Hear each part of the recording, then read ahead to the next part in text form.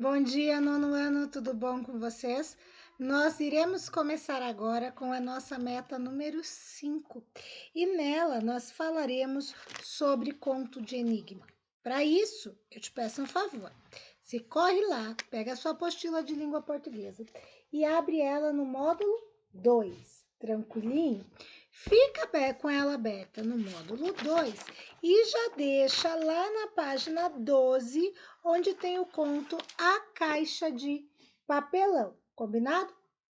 Então vamos falar um pouquinho sobre conto de enigma. Os contos de enigma, pessoal, eles são uma forma de produção textual na qual o autor conta uma história de uma forma misteriosa ou que tenha um mistério no meio e também que tenha muito suspense. Tranquilo? Além disso, a linguagem no conto de enigma normalmente será uma linguagem formal, certo? Todavia, pode aparecer uma linguagem mista no meio desses contos. A função do conto do enigma é entreter o leitor, certo? Então, é um conto de entretenimento. Todavia, além de entreter, esse tipo de gênero textual contribui para o desenvolvimento do raciocínio lógico, porque você fica tentando desvendar as pistas e isso favorece o seu raciocínio lógico. As principais características do conto de enigma é o elemento do mistério, são as pistas que estarão relacionadas a um crime, é a descrição do lugar, a descrição do tempo, a descrição dos personagens, e normalmente o ambiente do conto de enigma é caracterizado de forma sombria. Legal até aqui? Agora vocês vão fazer o seguinte, para a gente perceber um pouquinho mais como que funciona esse gênero, nós vamos responder algumas perguntas juntos nesta aula do conto de enigma. Para isso, eu preciso que vocês agora estejam com o texto A Caixa de Papelão. Pausa aqui o vídeo, tá? E aí você vai ler. O texto começa na página 12 e vai até a página 19, certo? Então, pausa o vídeo lá e corre ler o texto. Terminou a leitura? Despausou o vídeo. Vamos responder algumas questões. Para responder a questão 1 da página 20, você tem que voltar lá no texto na página 12. E o texto na página 12 está nos dizendo o seguinte: Miss Susan Cush, residente de Cross Street, em Croydon, foi vítima do que pode ser considerado uma brincadeira peculiarmente revoltante, a menos que algum significado sinistro venha a se provar associado ao incidente. Ontem, às 2 horas da tarde, um pequeno pacote embrulhado em papel marrom foi entregue-lhe pelo carteiro. Dentro havia uma caixa de papelão cheia de sal grosso. Ao esvaziá-la, Miss Cushing encontrou, para o seu horror, 2 orelhas humanas, aparentemente cortadas havia muito pouco tempo.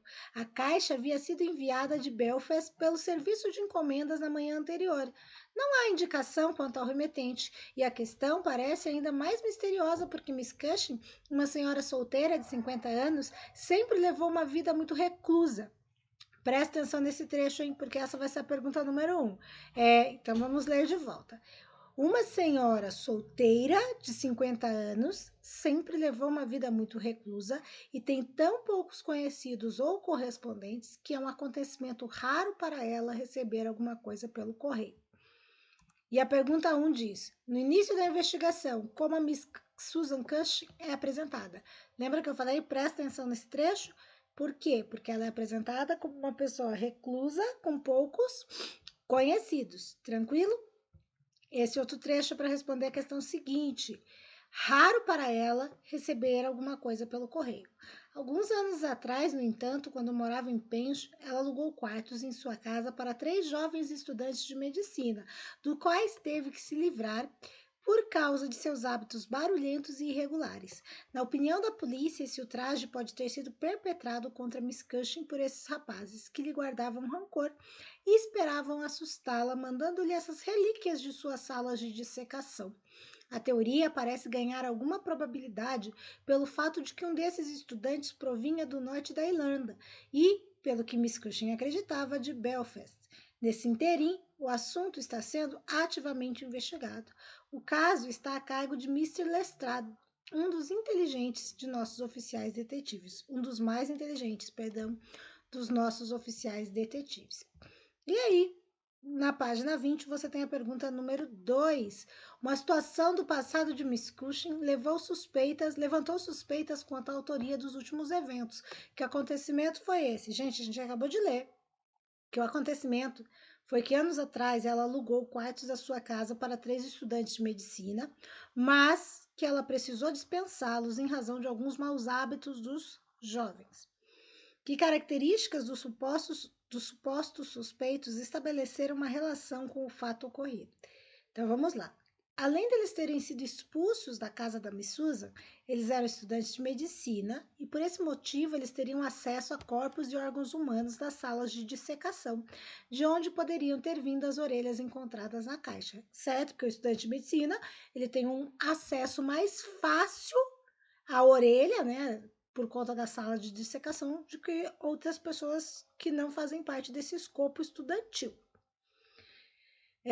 Questão número 3. Agora eu estou na página 21. Miss Cushing se mostra muito aflita diante da proporção que o caso tomou e revela isso aos investigadores. Identifique no texto um trecho que isso fique evidente. E o trecho é: sou uma mulher sossegada e vivo uma vida reclusa. É novidade para mim ver meu nome nos jornais e ter a polícia na minha casa. E aqui, nono ano, eu lanço um desafio para vocês. Toda vez que eu tô lendo um texto, eu gosto de numerar o texto. Então, você aí na sua casa vai numerar esse texto e vai escrever para mim lá no mural do Iônica qual é o número da linha que está esse trecho que eu acabei de ler. Sou uma mulher sossegada e vivo uma vida reclusa. É novidade para mim ver meu nome nos jornais e ter a polícia na minha casa. Coloca lá no mural do Iônica qual é a linha desse trecho que eu acabei de ler. Letra B. A situação vivida por ela movimentou a comunidade em que vivia? Explique. A vizinhança voltou seus olhares para a casa da Miss Susan, levando-a a se sentir ainda mais exposta e fragilizada.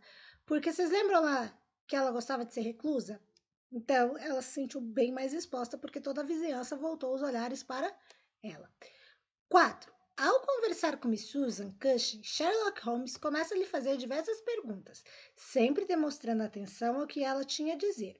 O trecho a seguir apresenta uma situação peculiar vivida por Sherlock ao final dessa conversa. Leia. Por um instante, foi possível ver um misto de surpresa e satisfação em seu semblante ansioso. Mas, assim que ela deu uma espiada para descobrir a causa do seu silêncio, Holmes voltou a ficar sério como sempre. Diante desse trecho, o que se pode supor a respeito do comportamento da Miss Cushing? Que ela escondia algo, certo? Ou que ela estava mentindo. Ou ainda que sabia porque havia recebido a caixa com os tais orelhas, certo? Por quê? Porque ela aparenta aí diante dele que ela sabe de alguma coisa, ou que ela está escondendo alguma coisa. Tranquilinho? Vamos continuar. Página 21. E o que se pode concluir acerca da mudança de fisionomia do investigador? Bom, a gente conclui que aparentemente ele havia descoberto algo importante para a revelação do caso, ou algo que pudesse apontar novas pistas para suas investigações, mas não queria que a mulher percebesse. Porque, note, agora a prof não é atriz, tá? A professora vai fazer o melhor aqui que pode, mas eu não atuo. Sabe aquele momento que você descobre algo importante sobre a pessoa, que você faz tipo uma revelação? Meu Deus do céu, a pessoa fez isso. Só que aí você não pode deixar a pessoa perceber. Aí você, tipo, você tenta ficar sério. É isso que ele tentou fazer, só que ele é um detetive, um bom detetive, então ele consegue disfarçar bem o semblante dele. Tranquilo? Continuando. Opa. Vamos ler esse trecho aqui para responder a questão 5. Este caso me parece fazer muito seu gênero. Temos grandes esperanças de elucidá-lo, mas tivemos uma pequena dificuldade de encontrar alguma coisa a partir da qual trabalhar. Telegrafamos, é claro, para o Correio de Belfast, mas um grande número de volumes foi despachado naquele dia e eles não têm como identificar esse em particular ou se lembrar do remetente. Foi usada uma caixa de meia libra de tabaco doce, o que não nos ajuda em nada. A teoria do estudante de medicina ainda me parece a mais plausível. Mas, se o senhor puder dispor de algumas horas, eu ficaria muito feliz em ir vê-lo. Estarei em casa ou na delegacia o dia todo. E a pergunta número 5 é a seguinte: como se observou em um conto de enigma, a figura do detetive. Epa! Volta lá, professora. A figura do detetive é fundamental, visto que é ele quem resolve todo o mistério existente ao redor do crime. Qual foi a justificativa do Mr. Lestrade para convidar o Sherlock Holmes para trabalhar nesse caso?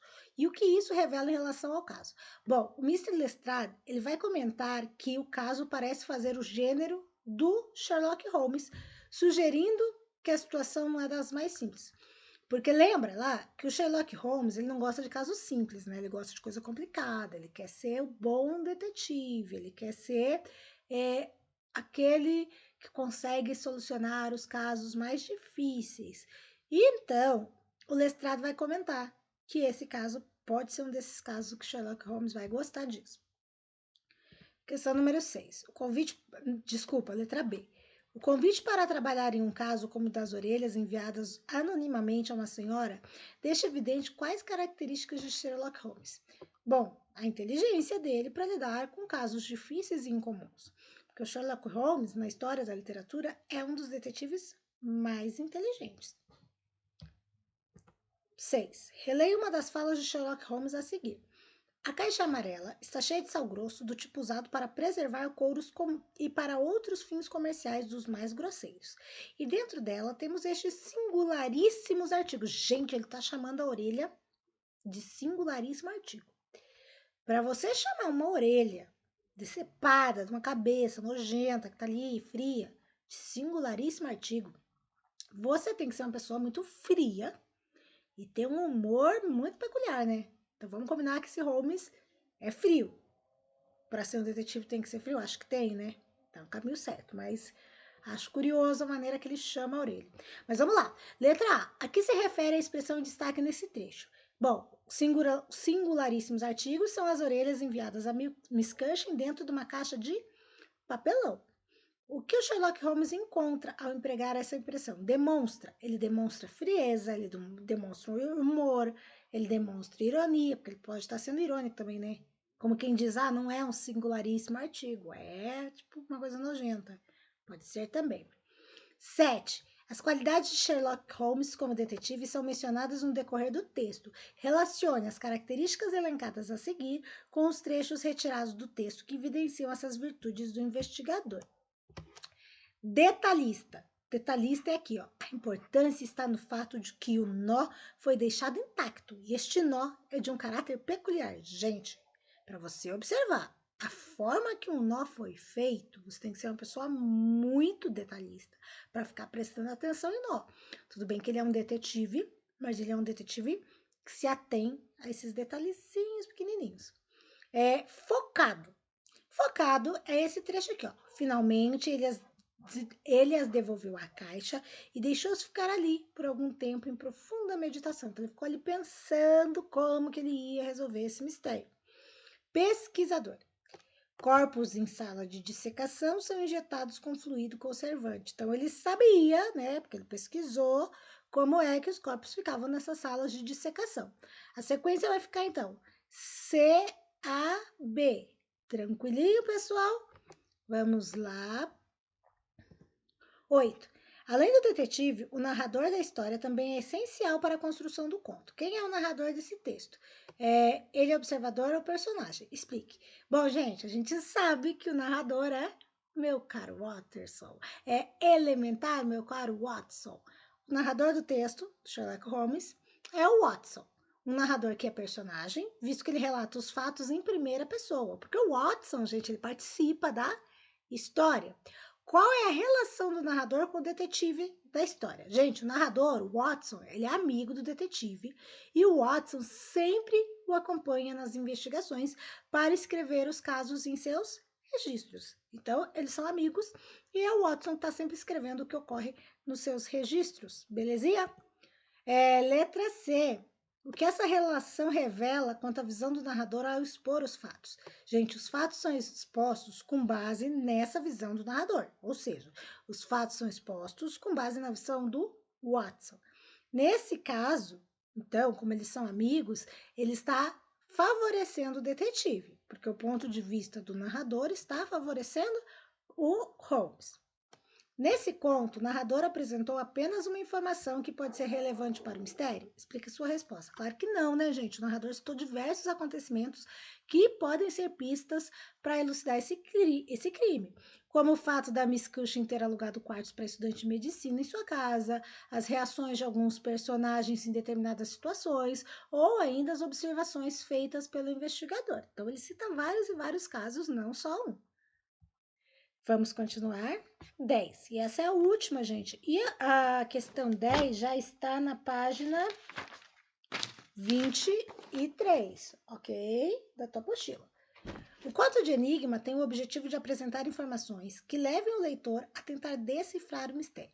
No final desse trecho, que estratégia foi utilizada para aumentar a expectativa do leitor e gerar suspense? Bom, gente, o Sherlock Holmes vai receber um bilhete e após ler esse bilhete, ele diz que concluiu o caso e desvendou o crime em todos os seus detalhes. Mas ele não diz logo em seguida quem foi o criminoso. Então, ele dizer que ele elucidou o crime, certo? Que ele sabe tudo, mas ele não falar quem foi, cria um suspense. E agora, você vai pegar aqui tua apostila e vai acompanhar comigo o que diz esse quadrinho amarelo ali embaixo, tá vendo? Ele diz o seguinte: conto de enigma, ele é caracterizado por apresentar uma situação de mistério em torno dos personagens envolvidos. Os fatos narrados são permeados de informações que podem ser pistas para a resolução do enigma. Como na maioria dos contos, os personagens são apresentados sem grande aprofundamento psicológico, porém suas descrições podem contribuir para o tom misterioso da trama. Essa contribuição busca envolver o leitor a fim de aumentar a sua curiosidade para a solução do mistério em torno do fato principal. Galera, eu espero que vocês tenham entendido que o ápice aí dos contos de enigma é o mistério, é a situação do suspense, é você caracterizar muito bem os personagens e o lugar onde se passam as histórias, certo? E você sempre vai contar aí com um elemento surpresa, algo que vai desvendar todo esse mistério no final. Todo conto de enigma também vai deixar pistas para que o leitor talvez consiga desvendar o mistério antes do final da história, mas normalmente ele vai contar com elemento surpresa. Essa é a aula 1 da nossa meta 5. Eu espero que vocês tenham gostado. Lá no Iônica vai ter qual é a tarefa do dia, porque essa tarefa aqui, como nós fizemos juntos, ela faz parte da aula, certo? Você tem a tarefa do dia, que vale a tua presença, e você ainda tem a tarefa da meta 5, que eu vou deixar para vocês lá no Iônica. Beijo grande e até depois.